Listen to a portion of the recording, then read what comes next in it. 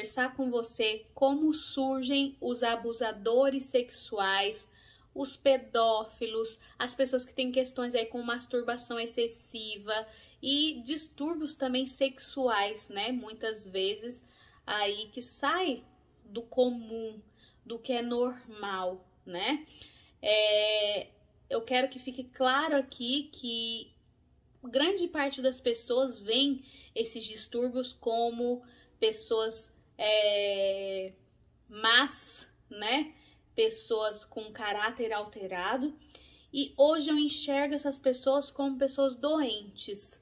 E eu não tô querendo aqui defender ninguém, por favor, porque é inadmissível, inaceitável na sociedade pessoas abusarem de crianças, pessoas abusarem de pessoas indefesas, pessoas cometerem atos que não é permitido pela outra. Ou seja, eu tô me posicionando aqui dentro do que eu conheço de distúrbios mentais, dentro da medicina germânica, ao qual eu venho falando tanto aqui para vocês, sobre qualquer doença, né, que a gente tem a visão de doença, mas que para nós é uma adaptação aos nossos sentimentos, às nossas próprias emoções, tá? Para tentar nos proteger.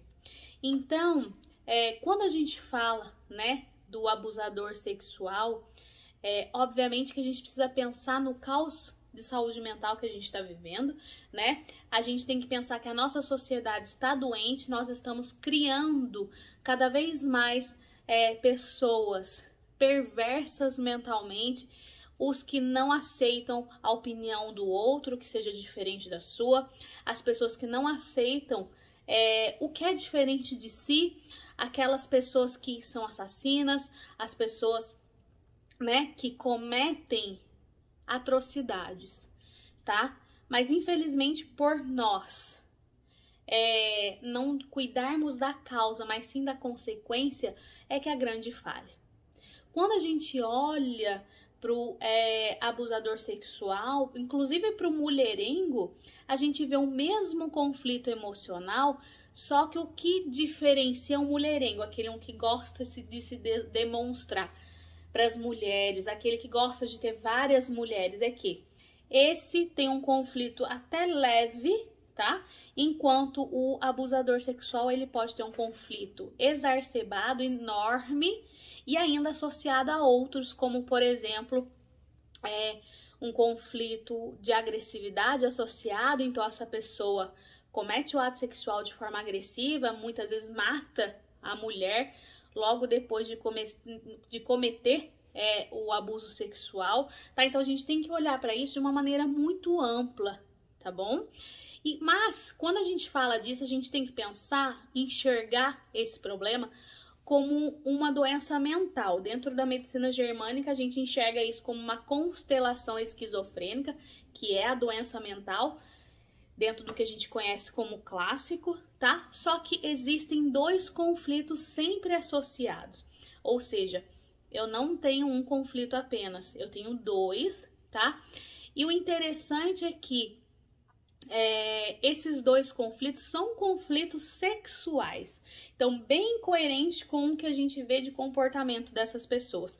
Quais são esses conflitos, pessoal? Um conflito de perda territorial, só que essa perda territorial, ela tem a conotação sexual, ou seja, eu posso ter perdido o meu companheiro sexual, ao qual eu vejo como meu território. O homem é muito territorial, tá? Então, ele tem essa perda sexual, perda de território com essa conotação sexual, e um outro conflito sexual, muitas vezes de rejeição sexual, muitas vezes de não se sentir sexualmente bom o suficiente. Então pode ter várias questões envolvidas nesse conflito sexual, tá?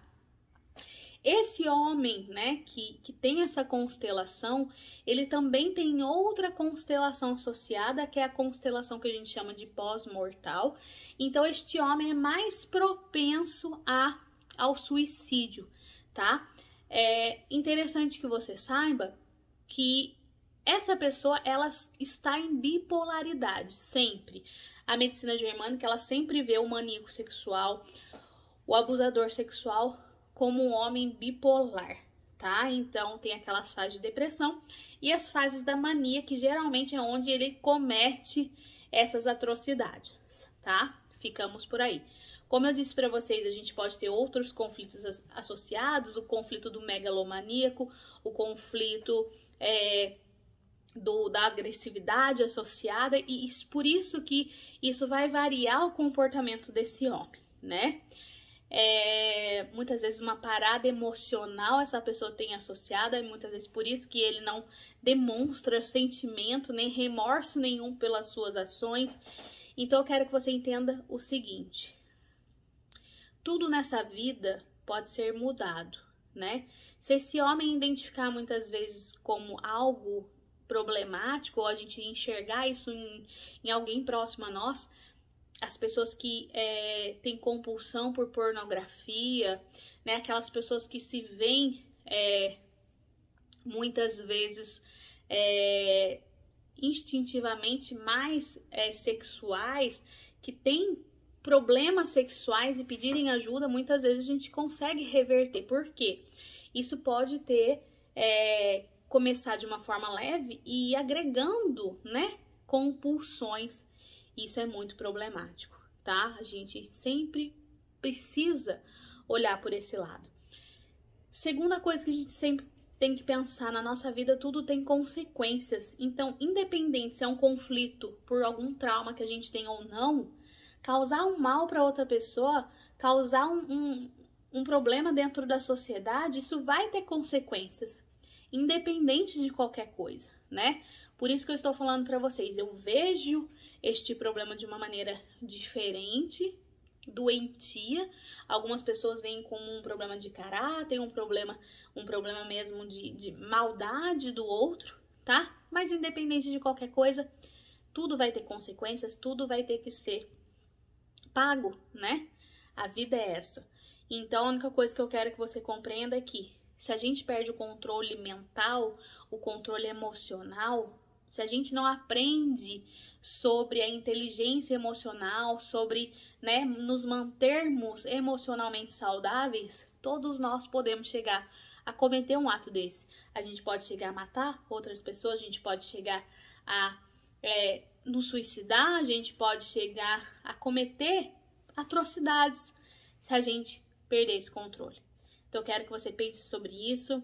Eu quero que você comece a olhar para você, que quando a gente conversa com o nosso corpo, a gente tem todas as respostas e todas as informações que a gente precisa.